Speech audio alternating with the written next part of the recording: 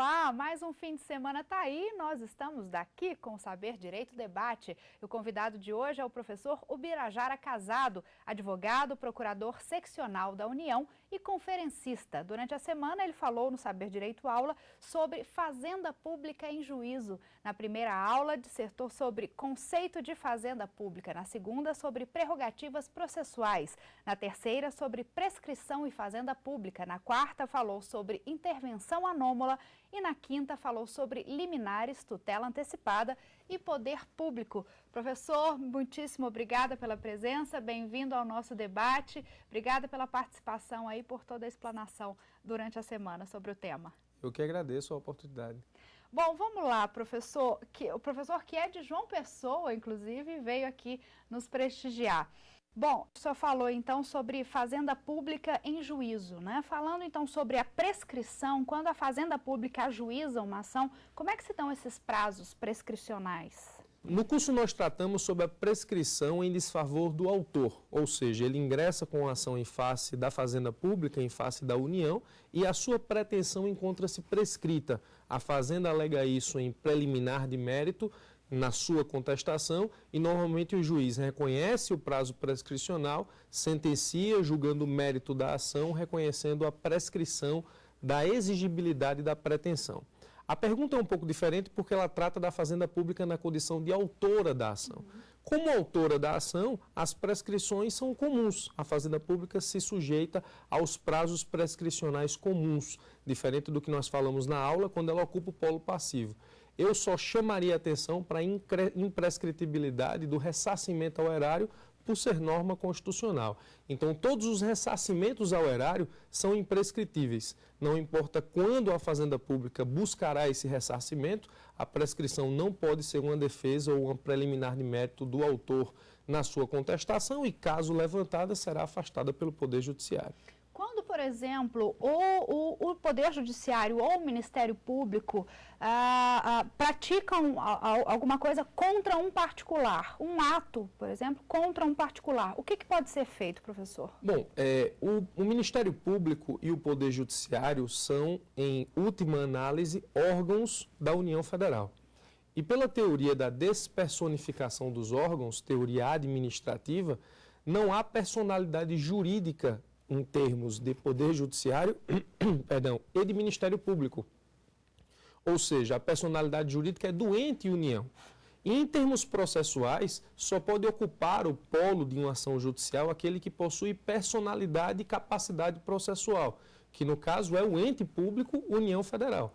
Então, quando os atos do Poder Judiciário, atos esses não judiciais, ou seja, não estamos questionando atos do juiz no processo, sentenças, decisões, se esses atos eles causarem prejuízos a particulares, existem os recursos processuais próprios para insatisfação desse tipo de atitude. Mas se são atos administrativos do Poder Judiciário, na administração da máquina judiciária e no Ministério Público também, nesse caso nós temos a possibilidade do autor ou do particular prejudicado por esse ato ingressar com uma ação judicial e ao ingressar com a ação ele vai demandar não o Poder Judiciário e não o Ministério Público, União que não possuem personalidade, e sim a União. No caso, inclusive, que o senhor citou agora como exemplo, se for um problema de sentença, por exemplo, recairia sobre a pessoa do juiz? Não, na verdade, o ato judicial de sentenciar ou o ato do juiz de impulsionar o processo são atos típicos do Poder Judiciário. Esses atos, nós dizemos doutrinariamente que o juiz ele é irresponsável por atos judiciais. Então, se o juiz concede uma decisão que, em tese, prejudica determinada pessoa, não há responsabilidade civil por este ato, porque é ato típico do Poder Judiciário. Mais uma vez, seria a União, é isso? Sim, nesse caso, a União é o ente que representa os órgãos Poder Judiciário e Ministério Público, integram a estrutura da União. Mas no que diz respeito a atos judiciais, a prática de atos judiciais por parte dos órgãos do Poder Judiciário, juízes e tribunais, nós não temos responsabilidade civil. Se algum particular se encontrar numa situação de insatisfação quanto ao teor de atos judiciais, ele deve se valer dentro do processo para recorrer dessas decisões dentro da própria estrutura do Poder Judiciário. A responsabilidade da União recai sobre atos de natureza administrativa, quando, por exemplo, o Poder Judiciário contrata servidor e há alguma irregularidade nessa contratação e não se ingressa com ação contra, por exemplo, o Tribunal Regional Eleitoral do Paraná. Se ingressa com ação contra a União, porque o Poder Judiciário integra a estrutura da União. Mesma forma, o Ministério Público. Então, a capacidade de ser parte é do ente público, não dos seus órgãos. Ótimo. Professor, mudando um pouquinho o Instituto, então, falando de tutela antecipada agora, quais são os requisitos para que se consiga a tutela antecipada quando um dos polos é a Fazenda Pública? Bom, quando a Fazenda Pública ela está no polo ativo das ações, ela pode se valer do Instituto da Tutela Antecipada para ver a antecipação dos efeitos de uma sentença sendo trazidos para o início ou para o meio do processo sempre antes da sentença, embora haja também a possibilidade de se antecipar os efeitos da tutela na sentença. Quando a Fazenda Pública é autora da ação, ela se submete aos mesmos requisitos dos particulares para a concessão de tutelas antecipadas, ou seja, é preciso que haja prova inequívoca, verossimilhança das alegações, dano irreparável ou de difícil reparação, ou, no caso específico, se houver abuso do direito de defesa do réu ou manifesto propósito protelatório do mesmo. Então, os requisitos para que a Fazenda Pública consiga tutelas antecipadas a seu favor são os mesmos dos particulares. Os requisitos para as tutelas concedidas em desfavor ou contra o poder público é que possuem regras específicas que nós vimos no nosso curso. Ótimo. Eu te peço um minutinho, então, um minuto a você de casa também. A gente vai para um breve intervalo. Daqui a pouquinho tem mais Saber Direito Debate. Até já.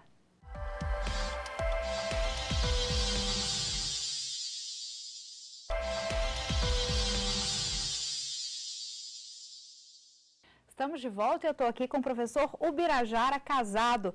E durante a semana ele falou sobre Fazenda Pública em juízo e é exatamente sobre isso que a gente debate aqui, algumas questões um pouco mais detalhadas do assunto, né, professor? Seguindo então com a tutela antecipada que a gente falava no final do primeiro bloco, eu gostaria de saber do senhor o seguinte, diante de uma decisão que concede a tutela antecipada, há algum mecanismo, há o que se fazer diante disso?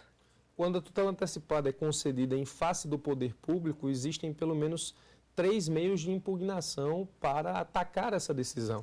Na verdade, toda decisão judicial é passível de recurso. A decisão que antecipa os efeitos da tutela não é diferente. O Código de Processo Civil diz que essa decisão tem que ser fundamentada justamente porque os fundamentos dessa decisão servirão para a insurreição da parte prejudicada. Isso é válido para ambos os casos, para se figurar no polo passivo ou ativo da ação? Isso. Se, por exemplo, figurando no polo ativo, se a Fazenda Pública ela requer a antecipação dos efeitos de uma tutela e ela não é deferida, também existe recurso para isso.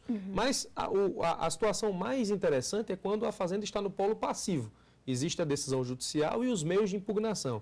A Fazenda, nesse caso, pode apresentar e deve apresentar agravo de instrumento, porque uma vez que o agravo retido não se vale a suspender os efeitos da antecipação dos efeitos da tutela, ou seja, se os efeitos da tutela são antecipados para um momento anterior do processo, o que a Fazenda precisa buscar definitivamente é a suspensão desses efeitos. Então ela vai ingressar com agravo de instrumento, com pedido de efeito suspensivo, demonstrando que aquela decisão é capaz de causar lesão grave ou de difícil reparação à Fazenda Pública.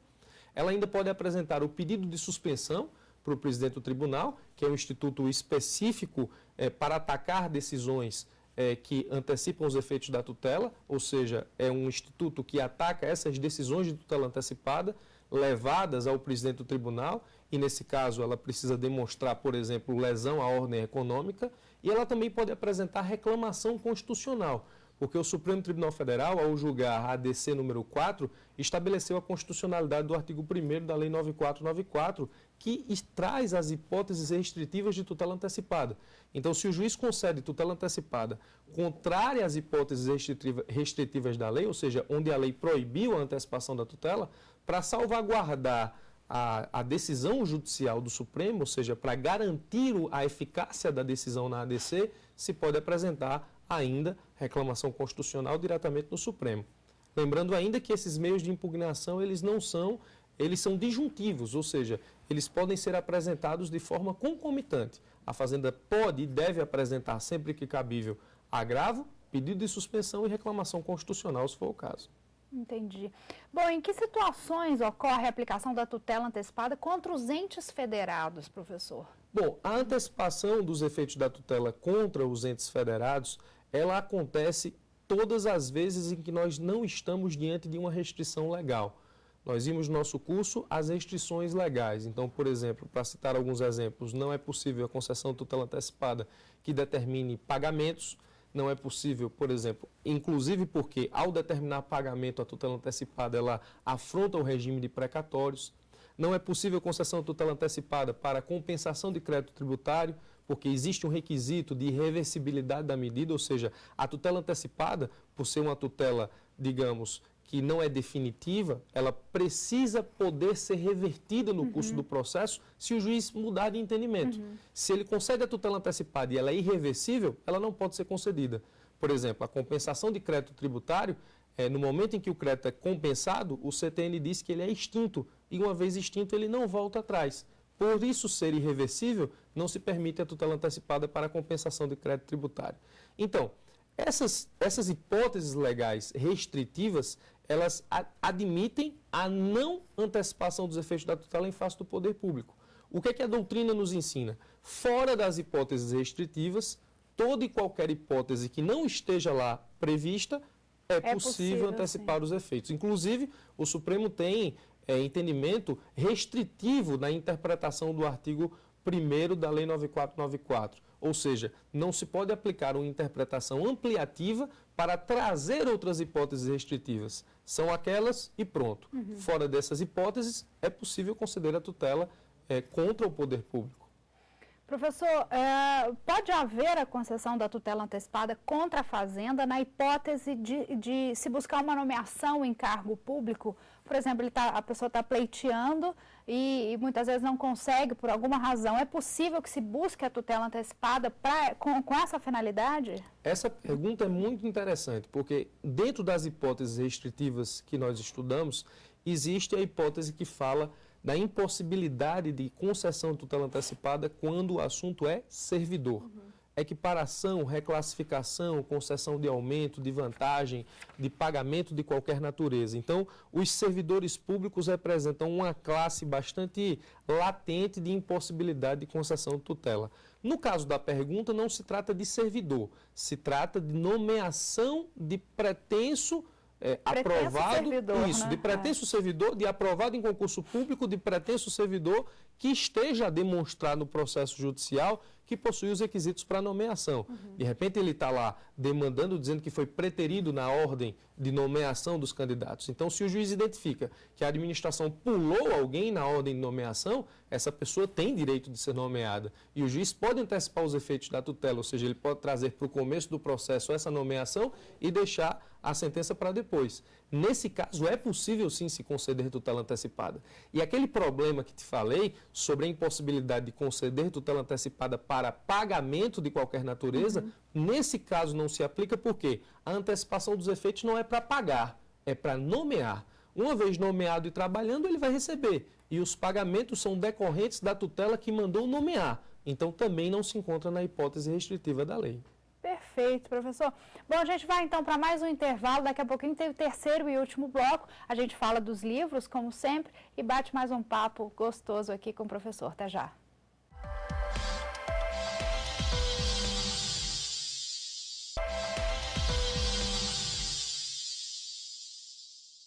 Estou de volta e sigo meu papo aqui com o professor Ubirajara Casado. Professor, vamos falar então dos dois livros que o senhor nos trouxe como fonte de estudo, de pesquisa. Depois eu quero falar um pouquinho sobre os livros de sua autoria mesmo, que não estão aqui, mas a gente fala sobre eles, tá?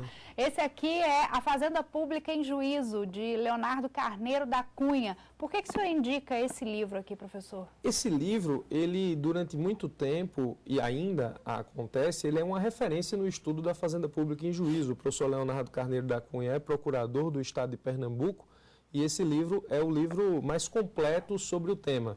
Mas também é um livro que exige um conhecimento prévio de processo civil já aprofundado. Então, não é um livro para que você comece a estudar sobre a Fazenda Pública em Juízo. É um livro um pouco mais avançado e que você deve utilizá-lo depois que tiver ciência e conhecimento dos vários institutos de processo civil que são estudados ordinariamente na faculdade. Mas é um excelente livro, tanto para aquele que pesquisa sobre a Fazenda Pública, quanto para aquele que atua na defesa e na representação dos entes públicos, quanto para os que estudam para concurso. Ótimo. E esse outro aqui, Poder Público em Juízo... para concursos, né? É específico, uma linguagem mais específica para quem está estudando, seria isso? Esse livro do professor Guilherme Freire, ele é mais inicial. Ou seja, as pessoas que querem começar a entender o poder público em juízo, poder público em juízo e fazenda pública em juízo são sinônimos. Na verdade, poder público é a nomenclatura melhor odiernamente. Poder público em juízo. Mas esse livro, ele é mais acessível em termos de leitura e em termos também do entendimento das principais características do poder público. Então, para quem gostaria de estudar, eu recomendo iniciar pelo professor Guilherme e terminar com o professor Leonardo. Professor, eu estou aqui também com o nome das suas obras, que eu queria que o senhor me falasse um pouquinho. Súmulas Comentadas da AGU e o Poder Público em Juízo, com ênfase na prática da Advocacia Geral da União. São obras que não foram publicadas ainda, né? Mas que têm ligação com o tema, é isso? Essas obras estão previstas para serem publicadas no início de 2015 e no meio de 2015, respectivamente. O livro sobre súmulas trata sobre o estudo comentado das súmulas da AGU. O pensamento sumular da AGU, ou seja, as súmulas da AGU, orientam a atuação dos representantes da União Federal, das suas autarquias e das suas fundações. Então, essas súmulas são importantes para aqueles que gostam ou querem se preparar para a Advocacia Pública Federal, a fim de entender como se dá a atuação prática dos advogados públicos em termos de pensamento sumular. As súmulas hoje, dentro da estrutura da Advocacia Geral da União, representam quase que uma jurisprudência administrativa. Nós somos orientados a atuar de acordo com as súmulas e elas são de respeito obrigatório. Os advogados públicos precisam respeitar os pensamentos sumulados da Advocacia Geral da União e isso cria uma cultura de atuação que acaba densificando a importância dessas súmulas para quem estuda para a advocacia pública. Em relação ao livro Poder Público em Juízo, com ênfase na prática da Advocacia Geral da União, o que eu pretendo fazer é trazer, assim como os professores Guilherme e Leonardo, todos os institutos referentes ao estudo do poder público em juízo, da fazenda pública em juízo, mas com uma tônica bastante peculiar que é a prática da Advocacia Geral da União.